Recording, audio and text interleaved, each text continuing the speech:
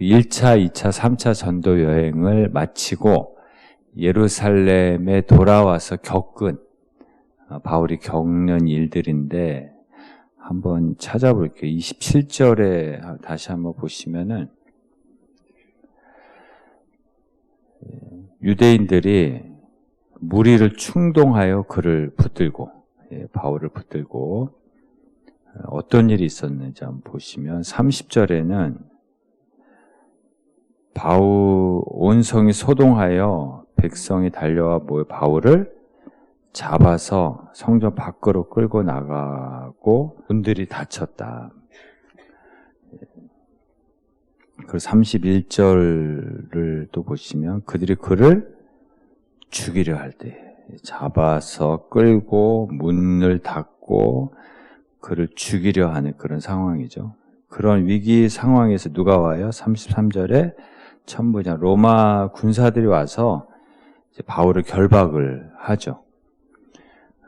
그리고 36절에 보면 유대인들의 무리가 바울을 없이하고자 외치며 따라가는 그 로마 군사가 바울을 체포해서 가는데 유대인들은 이제 따라가면서 그를 없이하자고 외치며 따라가는 이제 그런 상황이죠. 그러면 유대인들은 바울을 이렇게 미워해요. 이렇게 핍박을 하고 왜 이렇게 죽이려고 달려들까요? 우리가 1차, 2차, 3차 전도 여행을 살펴봤잖아요. 바울이 가는 곳마다 누가 따라다녀요? 유대인들이 따라다니잖아요. 유대인들이 도우려고 따라다니려고 하는 게 아니라 바울을 죽이려고 하고 그 지역의 사람들을 선동하고 충동해서 바울이 전하는 복음을 받아들이지 못하게 하고 바울을 핍박하게 하고 방해하려고 따라다니잖아요. 심지어 이 예루살렘에 도착했을 때도 심지어 예수님을 믿는 유대인들조차도 이제 바울을 적대하는 이런 모습들이 이제 사도행전 21장 앞부분에 나와요. 그리고 이제 유대인은 유대교잖아요. 유대교의 유대인들은 바울을 죽이려고 하고 심지어 이제 사도행전 23장 12절 한번 보시겠어요? 본문은 놔두고 12절에 보시면은 어떤 사람들이 있어요? 유대인들이 당을 지어가지고 바울을 죽이기 전에는 먹지도 아니하고 마시지도 아니하겠다고 동맹한 자가 몇 명이나 있어요. 40명이 있을 정도로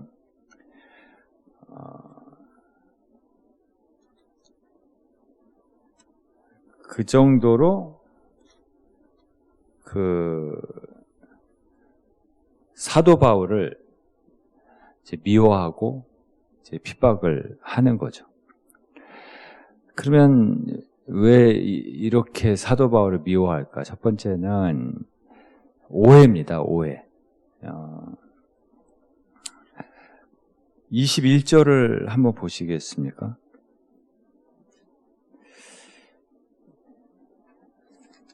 21장 21절이에요. 어떤 오해가 있냐면 심지어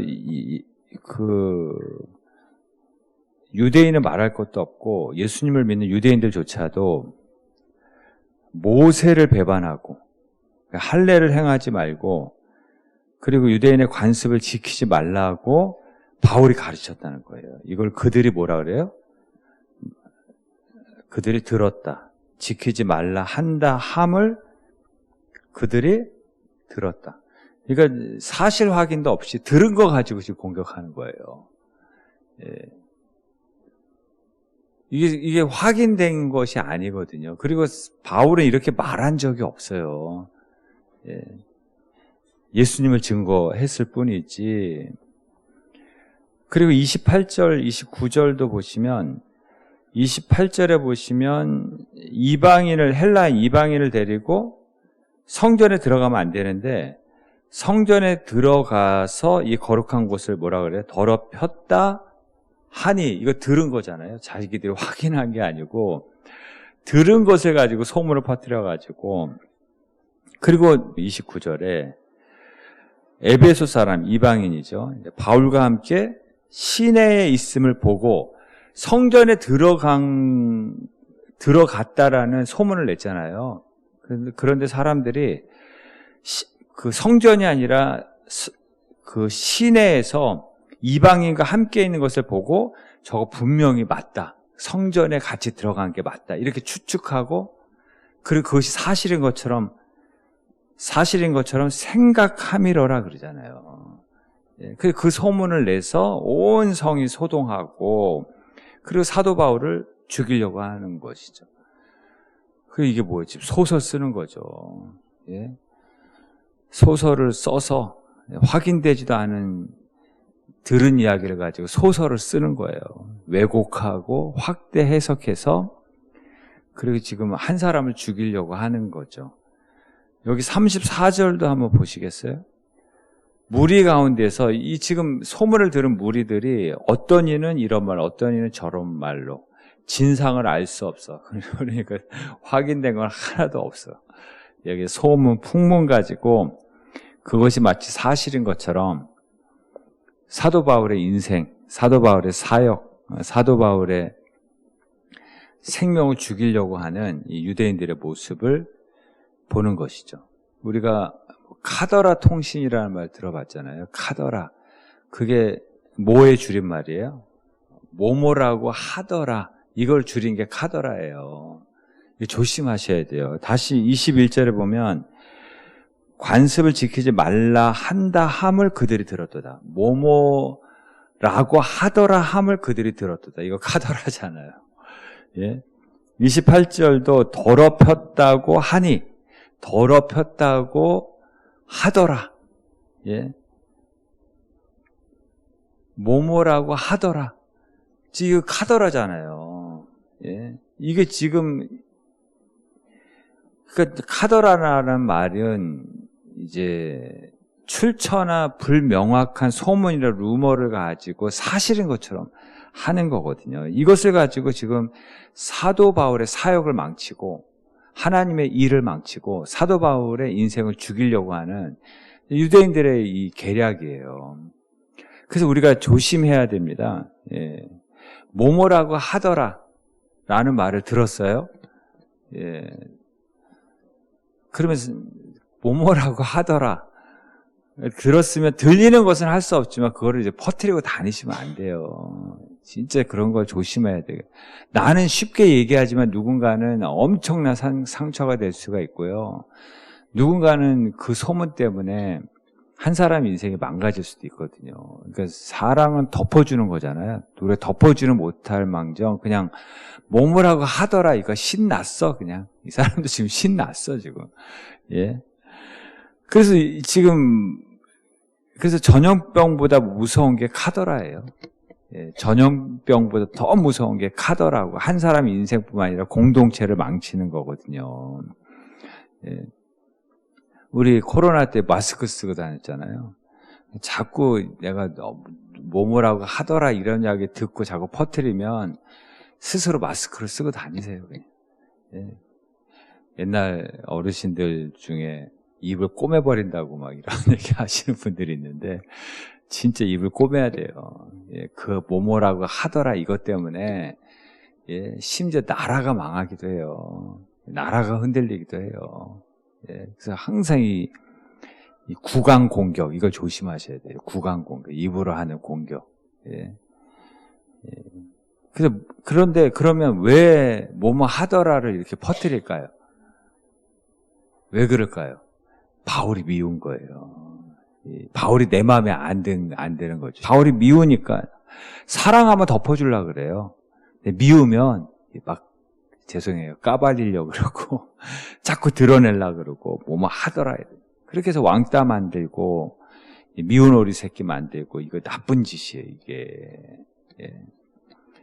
아니 내가 밉다고 그러면 안 되잖아요. 아니 내가 미운 거하고 사실이 아닌 것을 사실인 것처럼 예, 그렇게 뭐뭐 하더라 하면서 퍼뜨려서 한 사람을 이상한 사람으로 모는 것은 그 다른 것이죠. 왜 그러냐면 자기들을 배신했다고 그런 거예요. 유대인들이. 자기들을 배신했다고. 나와 다른 것을 용납을 못하는 거죠. 예. 그래서 그런다 그러잖아요. 부부도 그렇다 그러잖아요. 서로 다른 것을 얼마나 수용하느냐가 그게 행복이라 그러잖아요. 서로 다른 것을 30% 수용하면 그 가정의 행복 점수는 30점이라고 그러잖아요. 예. 하나도 수용하지 못하면 지옥이고 100% 서로 다른 것을 수용하면 그게 천국이 되는 거예요. 70% 수용하면 70점이고 행복 점수가. 근데 왜 안 되냐면 뭔가 마음에 안 들어. 예, 뭔가 마음에 안 들어. 그때 이제 천국과 지옥이 결정이 되는 거죠. 그런 것을 얼마나 수용하느냐에 따라서 그게 이제 공동체의 운명이 이제 그때 결정되는 거예요. 예. 두 번째는 이런 유대인들이 사도 바울을 의심과 오해와 미움으로 죽이려고 할 때 누가 구해주는지 한번 보세요. 여기 30절에 보시면 온성이 소동하여 백성이 달려와 보여 바울을 잡아서 31절에 죽이려고 하는 거죠. 이건 유대인들이 잡아 죽이려고 하는 거고 33절에 보시면 지금 소동이 일어나니까 누가 신고를 한 거예요. 그래서 천부장, 로마의 지금 이스라엘이 로마의 지배 아래 있잖아요. 그러니까 로마라는 나라가 군대를 파견했을 거 아니에요. 그래서 로마의 군사 중에 이스라엘에 주둔하는 가장 높은 신분이 천부장이에요. 예, 천부장들이 아마 여러 명이 많이 있었겠죠. 근데 이 천부장이 직접 와가지고 명령을 내리죠. 예, 쇠사슬로 결박하라고. 근데 이 결박이 바울을 살린 거예요. 만약에 이 천부장이 이 로마의 군사들이 사도 바울을 결박하지 않았다면, 지금 여기서 사도 바울은 죽었겠죠. 이 현장에서. 이 결박이 살린 거예요. 사도 바울을. 예. 그러니까 로마 군사들에 의해서 체포를 당한 거죠. 누가 신고를 해가지고. 근데 이 체포 당한 것이 이 사도 바울을 살린 거예요. 예. 그 유대인들 아까 막 40명이 먹지도 않고 마시지도 않고 죽이겠다 그랬잖아요. 예. 그 정도로 유대인들의 분위기가 살벌했는데 만약에 이렇게 체포당하고 결박당하지 않았으면 사도 바울이 죽은 거예요. 이 결박이 살린 거예요. 그리고 나중에 결박당한 채로 어디로 가요? 로마로 가는 거예요. 로마로 가는 도중에 유라굴로라고 하는 강풍도 만나고, 그리고 한 섬에 걸려가지고 거기서 독사에게 물렸는데 아무 상함이 없어서 오히려 거기서 막 융숭한 대접을 받고 막 그런 사건들이 그 다음에 나오잖아요. 그래서 이 결박이 오히려 로마 군사들의 보호를 받으면서 안전하게 로마까지 갈 수 있었던 거예요. 예, 그 로마까지 가는 게 사도 바울의 사명이잖아요. 하나님이 사도 바울에게 너 가이사 앞에 서야 한다 그랬죠. 가이사가 로마 황제거든요. 그러니까 이 결박을 통해서 오히려 하나님이 보호하셨고, 그리고 로마까지 자기 비용으로 가려면 돈이 또 얼마나 많이 들었겠어요. 비용 하나도 안 들이고, 예. 안전하게 로마까지 간 것이죠. 그리고 여기서 하나님이 놀라운 섭리를 보는 거죠. 예레미야 29장 11절의 말씀처럼 재앙인 줄 알았는데 재앙이 아니다. 이거는 너에게 미래의 소망을 주기 위한 것이다. 말씀처럼 이게 재앙 같은데 끝난 줄 알았는데 재앙같이 보이는 이 결박과 체포가 오히려 바울의 인생에 소망을 주기 위한 하나님의 놀라운 섭리였던 거죠. 그래서 원하지 않는 일을 통해서 바울을 구원한 거예요. 그러니까 우리도 하나님이 구원하실 때 내 방법대로 안 된다니까요. 이 방법대로, 내 생각에 이 방법대로 해주실 거야. 그 방법대로 안 돼요. 예. 내가 원하지 않는, 내 기도하고 왜 이렇게 다르게 나를 인도하시지? 내가 원하지 않는 방법으로 하나님 나를 구원하시는 거예요. 예. 내가 원하지 않는 방법으로 나를 더 잘 되게 하시고, 그래서 요셉이 꿈을 꾸고 성취된 과정 보세요. 요셉이 원했던 게 하나도 없어요. 요셉이 자기가 생각한 대로 된 게 하나도 없어요. 근데 요셉의 꿈이 성취돼요. 원하지 않는 방법들에 이건 나를 망하게 하려고 하는 건가? 라는 일의 연속인데 그 일을 통해서 하나님이 오히려 30세의 꿈을 성취하게 하시잖아요. 그래서 그 꿈을 통해서 애굽을 구원하고 이스라엘의 민족의 시작이 되고 놀라운 하나님의 섭리를 보게 되는 거죠. 그리고 또 하나 세 번째는 지금 위기 상황이잖아요. 이런 죽음과 위기와 이런 상황에서 지금 바울의 위기예요. 지금 지금 어떻게 보면은 막 체포당하고 유대인들은 죽이려고 하는 이런 상황에서 뭘 시도를 해요. 39절에서 40절에 보면 이런 상황에서 바울이 그 천부장에게 뭐라 그래요? 나는 유대인인데 내가 유대인들에게 백성에게 말하기를 좀 허락해 달라. 천부장이 허락하죠. 그랬더니 그 히브리 말로 뭐 당연하죠. 유대인이니까. 22장부터의 내용이 뭐예요? 간증하는 거예요, 지금요. 유대인들에게 내가 부활하신 예수님 만나기 전에 내가 이런 놈이었는데 내가 부활하신 예수님을 어떻게 만났고 그리고 그 부활하신 예수님을 만나고 나서 내가 어떻게 변화되었는지 그리고 예수님의 메시아라는 걸 분명하게 이런 위기의 상황에서도 그러니까 바울은 어떤 식으로든지 기회를 얻어서 틈만 있으면 이런 자기가 죽을지 살지 모르는 이런 위기의 상황에서조차도 틈을 얻어서 아주 기회를 만들어서 지금 복음을 전하고 있는 거예요. 이게 바울입니다. 디모데후서 4장 2절에 때를 얻든지 못 얻든지 말씀을 전파하라 그러잖아요. 항상 힘쓰라 그러잖아요. 이게 바울이에요. 열정이죠. 복음에 대한 열정이죠. 열정. 그래서 우리 20장 한번 볼게요. 20장 24절.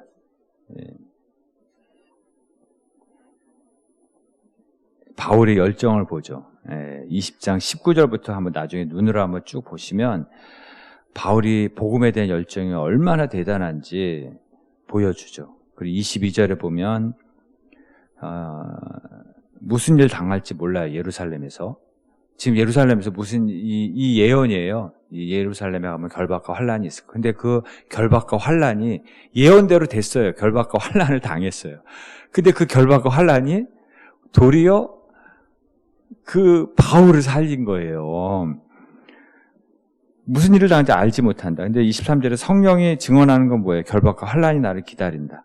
근데 나는 죽을 각오도 다 했다. 24절에 복음을 전한 일을 마치리라 하면은 나의 생명도 조금도 귀한 것을 여기지 않는다. 이게 사도 바울의 복음에 대한 열정이죠. 그러니까 진짜와 가짜가 여기서 드러나요. 군중들은 지금 다 카더라잖아요. 카더라가 뭐예요? 선동이에요. 충동이잖아요. 소동이잖아요. 그래서 가짜는요, 이게 카더라에 잘 속아요. 그게 군중이에요. 군중들은, 무리들은 누가 충동하면 그게 진짜인 줄 알아요. 충동, 선동, 소동, 이게 다 카더라잖아요. 그래서 소란스러움이 막 일어나는 거예요. 그래도 금방 사라져. 금방. 냄비예요, 냄비. 자기에게 손해가 있으면 금방 또 죽어, 또. 금방 사라져. 가짜는 충동, 선동, 소동, 곡해, 오해, 확대해서 카더라, 이게 가짜고요. 진짜는 어때? 이런 위기 상황에서도 우리 위기 상황에서 더 열정을 보여주잖아요. 복음에 대한 열정, 일관성. 이런 위기와 죽을까 살까 하는 이런 위험한 상황에서도 일관성과 지속성을 잃지 않잖아요. 이게 진짜죠. 이게 열정이죠. 지금 바울은 복음을 전할 수 있는 상황이 아니잖아요. 근데 복음에 대한 열정을 잃지 않잖아요. 이런 위기의 상황, 위험한 상황에서도. 그게 사명이에요. 그게 바울은 그게 자기의 사명이라고 생각하는 거예요. 그 사명이기 때문에 이걸 감당하는 거죠. 사명은 항상 지속성과 일관성과 그리고 열정이 있는 거예요. 그게 사명이에요. 예. 근데 우리는 이런 복음에 대한 열정이 있습니까? 예수님은 나를 위해서 이 땅에 제물로 오셨잖아요. 죄 없는 몸으로 제물로 오셨어요. 나 대신 죽기 위해서. 그래서 모든 고난을 다 이기셨잖아요. 일관성이 있고 지속성이 있게. 조금 더 흔들림이 없이. 그게 예수님의 사명이잖아요. 예. 모든 고난과 아픔과 고통을 다 나를 대신 당하시고 겪으시고 한마디 불평도 없으시고 예. 나 대신 기꺼이 십자가에서 죽으시고 예.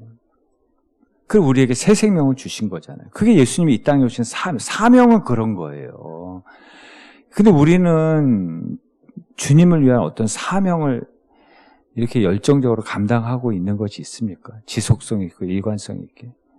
예, 우리는 기분 나쁘면 안 하고, 예, 감정 상하면 안 보이고 잠수 타고, 예, 자존심 상하고 섭섭하면 때려치우고, 이게 다 사명감이 없어서 그래요. 열정이 없어서 그래요. 열정이 없는 거예요. 열정이 없는 거예요. 복음에 대한 열정이. 우리 주일날 마태복음 15장 얘기했잖아요.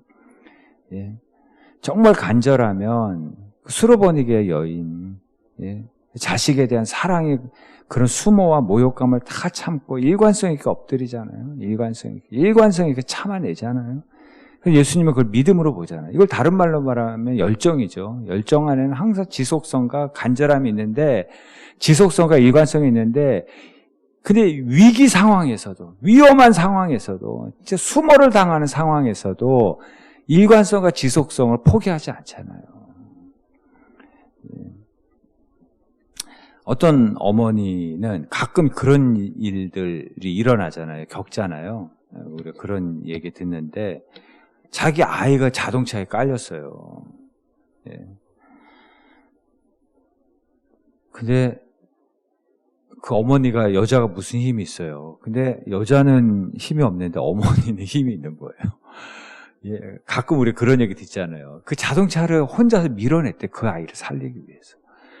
여러분, 그런 괴력이 어디서 나오냐는 거예요. 그게 사랑 아니에요? 간절함 아니에요? 그 아이를 위한 사명 아니에요? 아이를 위한 열정 아니에요? 그러니까 여자는 못하는데 어머니는 해내는 거예요. 예, 어머니에겐 그런 괴는 거죠. 예, 그러니까 자기 아이 키우는 거 아니에요. 예, 그 어머니의 마음에서 괴력이 나오는 거거든요. 그래서 마음이 방황하면 기술이 방황한다는 말이 있어요. 예, 아무리 연습해도, 아무리 실력 있어도 위기와 위험한 상황에서는, 위축되는 상황에서 자기 실력을 발휘를 못해요. 기술을 발휘를 못하는 거예요. 예. 그래서 마음이 방황하면 기술이 방황한다 그러거든요. 예. 그래서 기술 개혁이 아니라 의식 개혁이 먼저라 그러잖아요. 그래서 정신력 강화를 많이 하잖아요. 기술, 아무리 연습하고 실력이 좋으면 뭐예요? 위기 상황이 오면은 막 텐을 쏴야 되는데 막 1점, 2점 쏘고 막, 자기 관역도 아니고 다른 사람 관역에 쏘고 정신적으로 무너지니까 자기 실력을 발휘를 못해요. 의식개혁이 먼저라 그러잖아요. 사도 바울 보세요. 이런 위험과 위기의 상황에서도 복음에 대한 열정, 복음에 대한 사명, 복음에 대한 의식을 잃지 않잖아요. 의식이 더 분명하고 의식이 더 또렷해지잖아요. 그 빈민 사역하시는 어떤 목사님 이야기인데, 매주마다 쌀을 갖다 줬대요. 매주마다 밀가루도 갖다 주고. 근데 어디 구할 데가 없어서 못 갖다 줬대요. 한 2주 정도 못 갖다 주니까 이분들이 화를 내더래요. 마치 맡겨놓은 것처럼. 이제까지 자기가 고생하고 수고하면서 베풀어준 그 은혜에 대해서는, 그 과정에 대해서는 조금도 감사가 없고 2주 안 갖다 준 거, 이거 가지고 화내고 마치 맡겨놓은 것처럼 분노하고 이러더라는 거예요. 그래서 그때 깨달았대. 이거는 음식의 문제가 아니라, 식량의 문제가 아니라 의식의 문제다. 의식의 문제. 의식이 개혁되지 않고는 평생 빈민으로 사는 거예요, 그냥. 평생 그 자신의 벗어나고 싶은 그 삶을 벗어나지 못하는 거예요, 의식이 개혁되지 않고는. 예, 그 필리핀 속담이 이런 게 있다고 합니다. 하려는 자에게는 방법이 보이고, 길이 보이고, 하지 않으려는 자에게는 변명이 보인다. 이게 의식의 문제 아니에요? 열정이 없으면 다 차려주고, 다 갖다 주고, 조건을 다 맞춰줘도, 열정이 없으면, 의식이 없으면은, 예, 다 길을 보여줘도 다 변명만 한다는 거예요. 길이 안 보여도 의식이 있고 열정이 있는 자는, 예, 길을 만들든지. 예, 그래서 사도 바울이 얘기한 거 있잖아요. 빌립보서 1장 12절. 나의 당한 일이 도리어 복음의 진보가 되었다고. 그렇게 위기를 당하고 핍박을 당했는데 그 당한 것이 오히려 복음의 길을 만들었다고 얘기를 하잖아요. 그래서 예수님께서도 구하고 찾고 두드리라. 너 열정을 좀 보여줄래? 그러면 내가 열어줄게. 내가 찾게 해줄게. 내가 얻게 해줄게. 그거 아니겠어요? 그거 아니겠냐라는 거죠. 예. 여러분, 그 피아노 잘 치고 싶다고 잘 쳐요? 나 피아노 잘 치고 싶다 한다고 잘 치냐고요. 예. 열정을 보여줘야죠. 일관성과 지속성으로. 나 국가대표가 되고 싶다. 아니, 외친다고 되냐고요. 그 다음부터 지속성과 일관성을, 예, 열정을 보여줘야지. 예. 그래서 열정인지 충동인지 그건 뻔히 알아요.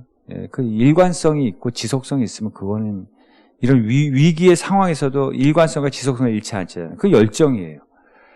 예, 근데 조금만 고비가 오면, 예, 그 등산할 때도 깔딱고개가 있다 그러잖아요. 그걸 넘어야 정상에 오른다 그러잖아요. 조금 깔딱고개가 오고 고비가 오고 조금 내 마음에 안 드는 상황이 오면 포기해버려요. 그건 충동이에요. 열정이 아니에요. 예. 도광양회라는 말이 있어요. 도광양회 많이 들어보셨잖아요. 어둠 속에서 힘을 기른다. 어둠 속에서 힘을 기른다. 그래서 모든 생명은 어둠 속에서 태어나잖아요. 씨앗도, 예, 어둠의 시간을, 땅속에 얼마나 어두워. 그 어둠의 시간을 견뎌야지 싹이 나오고 열매가 맺고 꽃이 피어요. 계란도 그 어둠 속에서 부화하는 거잖아요. 어둠을 통과해야지. 21일이라는 닭도 병아리도 그 어둠을 통과해야지 생명이 나오고요. 어머니의 태도 얼마나 어두워요. 10개월 동안 그 어둠을 견뎌야지 생명이 나오는 거예요. 도광양회, 어둠 속에서 은밀히 힘을 기른다는 거거든요. 다 어둠을 통과. 어둠 속에서 은밀히 힘을 기른다. 어둠의 시간들을 견디면서 거기서 힘을 길러야지. 그게 일관성이거든요. 지속성이거든요. 그게 열정이거든요. 거기서 생명이 나온다라는 것이죠. 그래서 오늘 3가지 말씀을 드렸어요.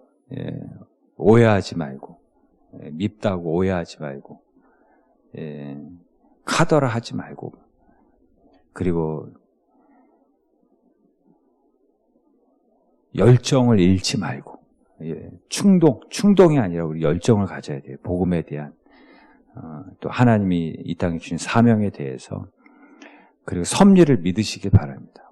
내가 원하지 않는 그 일을 통해서 오히려 원망할 일이 아니라 오히려 그것을 통해서 너에게 너의 미래에 소망을 주고 축복을 주시기를 하나님 놀라운 계획이 있습니다.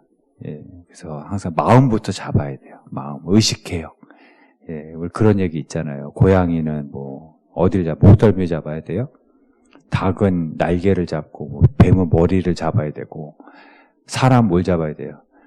마음을 잡아야 돼요. 예, 의식개혁. 마음부터 잡아야 돼요. 그래서 우리가 첫 시간은 주님 마음부터 잡고 하루 시작하라는 얘기예요. 마음부터 잡고 한 주를 시작하는 게 예배예요.